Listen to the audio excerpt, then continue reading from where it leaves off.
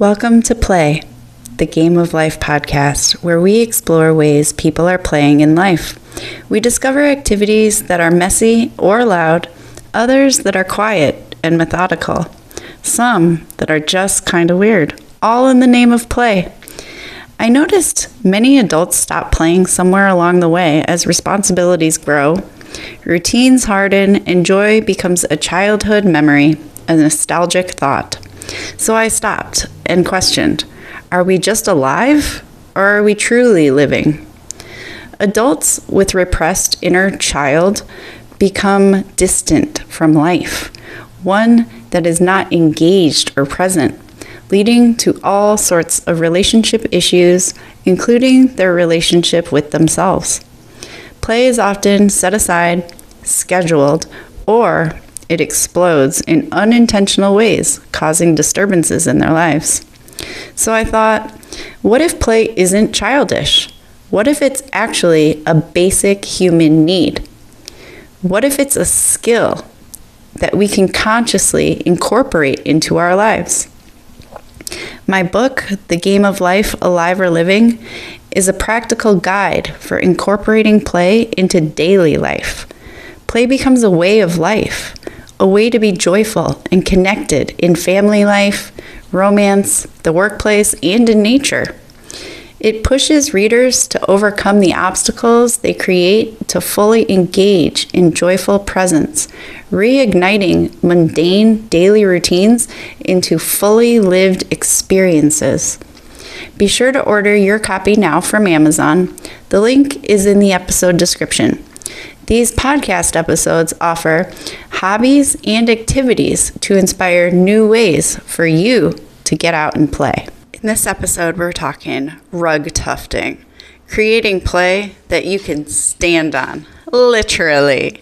Rug tufting is a hands-on craft where yarn is punched through stretched fabric, using a tufting gun to create textured rugs, wall pieces, or custom designs.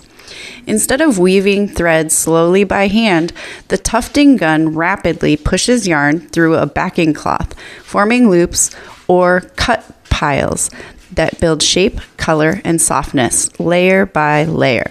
What begins as an empty canvas quickly becomes something tangible, something you can touch, walk on, and live with. It's creative play made physical. And part of its appeal is immediate feedback. The rhythmic motion, the soft popping sound of yarn entering fabric, and the gradual reveal of a design create a deeply satisfying flow state. You are focused, engaged, and present without needing perfection or advanced artistic skill. While rug tufting feels like a social media era hobby, its origins stretch back thousands of years.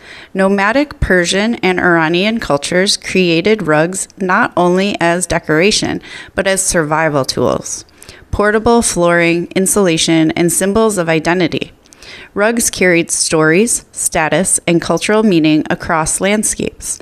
One of the oldest surviving examples, if I mispronounce, I apologize, the Pazurk carpet from the 5th century BCE, discovered, preserved in Siberian ice, already displayed complex craftsmanship and symbolic imagery, proving that textile creation has long blended art with daily life.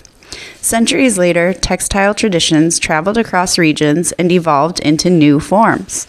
In the United States during the 19th century, particularly in Dalton, Georgia, tufting became part of a cottage industry led largely by women. During economic hardship, handmade tufted bedspreads provided income for rural families and strengthened local communities.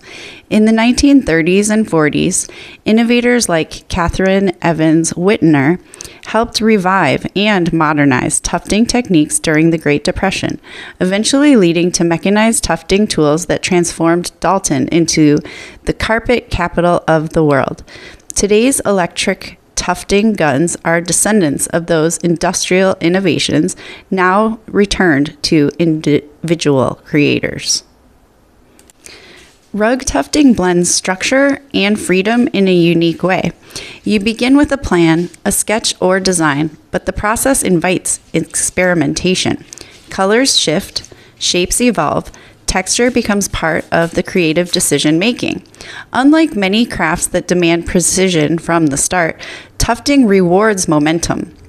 Mistakes become design elements. Imperfection becomes character. The repetitive motion activates the same calming focus found in meditation while still allowing expressive creativity.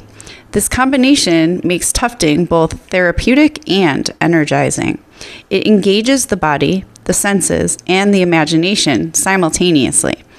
You are not just thinking creatively, you are physically participating in creation. Rug tufting demonstrates a powerful principle of play. Creating something changes your relationship with your environment.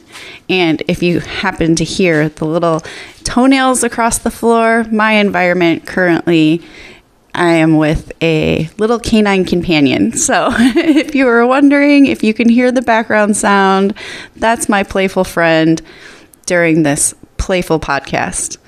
When you make an object yourself, it carries meaning beyond function. A rug stops being decoration and becomes experience made visible. Play transforms consumption into participation. Instead of scrolling past creativity, you become the creator. Instead of buying identity, you build it through action. This shift mirrors how play works in life itself. Engagement replaces passive observation. You shape your surroundings, and in doing so, your surroundings begin shaping you differently. Rug tufting has exploded globally through social media, where creators share the oddly satisfying process of yarn rapidly filling a canvas. Artists turn cartoons, abstract art, food shapes, and personal symbols into functional artwork. Some creators even build small businesses selling custom rugs, transforming playful experimentation into income streams. Modern tufting studios and workshops now offer beginner classes, and starter kits allow people to begin at home with minimal setup. The barrier to entry has lowered, but the sense of accomplishment remains high.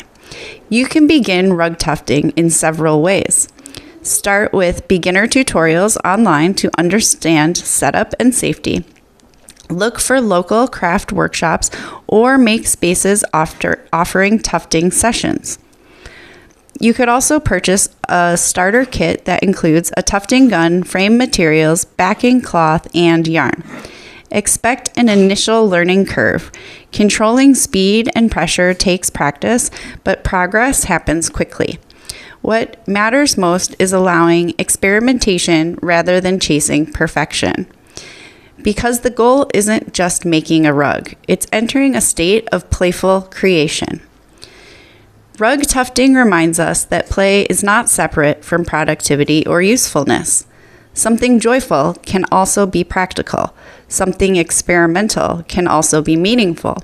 And something playful can become part of everyday life, literally under your feet. When creativity moves from idea into action, engagement deepens. You stop watching life happen and you begin making pieces of it yourself. So, you're pretty sure you are alive. Are you ready to fully live? Be sure to grab your player's guide, The Game of Life, Alive or Living by Michelle Smith on Amazon now to add play into your everyday life. Thanks for tuning in. Be sure to check back for more fun, creative, and even weird activities or hobbies to experience novelty in your playful living experience.